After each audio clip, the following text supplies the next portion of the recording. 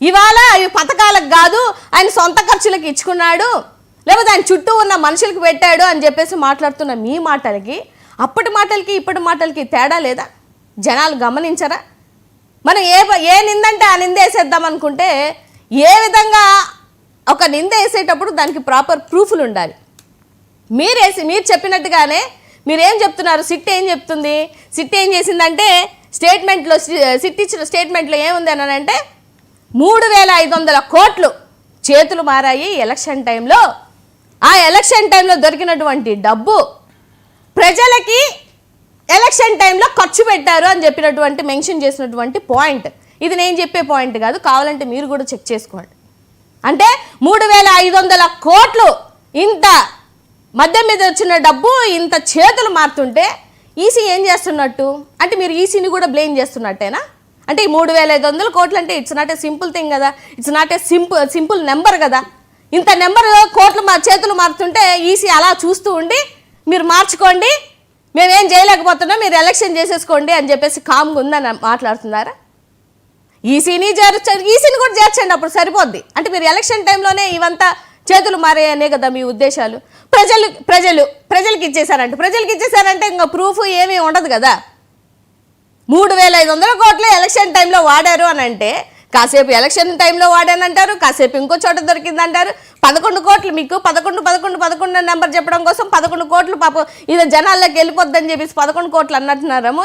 ఏం జనాల్లోకి ఏం వెళ్ళవు కాదండి, అక్కడ చూపిస్తున్నారు కదా సార్. నేను అదే చెప్తున్నా సార్, ఇవి 11 కోట్లు మద్యానికి సంబంధించినటువంటి డబ్బులని ఏం ప్రూఫ్ ఉంది? ఇప్పుడు ఆ రోజు వాళ్ళ ఇంట్లో దొరికినటువంటి గెస్ట్ హౌస్ లో దొరికినటువంటి అమౌంట్ ఆయనకి ఏం బిజినెస్ లేవా?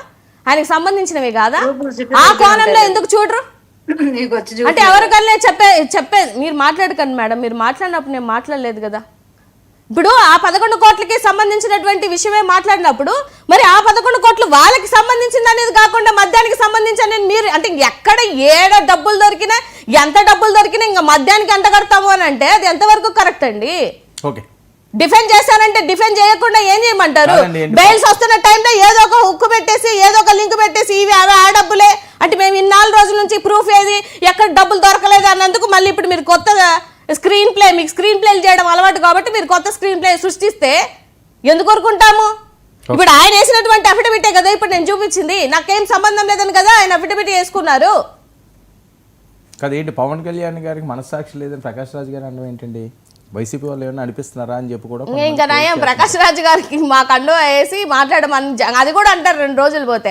ఆయన ఇప్పటి నుంచి అండి ఎప్పటి నుంచో ప్రకాష్ రాజ్ గారు అంటున్నారు సినిమాలో ఉన్న వాళ్ళు సినిమాల కోసం వాళ్ళకే బాగా తెలుస్తుంది, మాకన్నా బాగా ప్రకాష్ రాజ్ గారికే తెలుసు ఆయన ఎవరు అని అంటున్నారు. ఆయన ఎన్ని ఇంటర్నేషనల్ అవార్డ్స్, ఎన్ని నంది అవార్డులు, ఎన్ని నేషనల్ అవార్డులు గెలిచినటువంటి వ్యక్తి.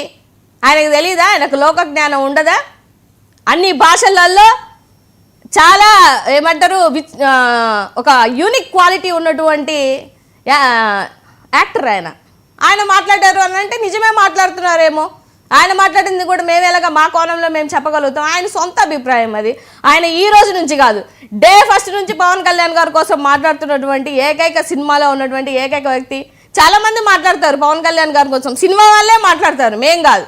అందులో ఉన్న లోటుపాట్లు వాళ్ళకే బాగా క్లియర్గా తెలుస్తుంది కాబట్టి వాళ్ళు మాట్లాడుతున్నారు. దాన్ని నేను ఎలా ఖండించగలుగుతాను?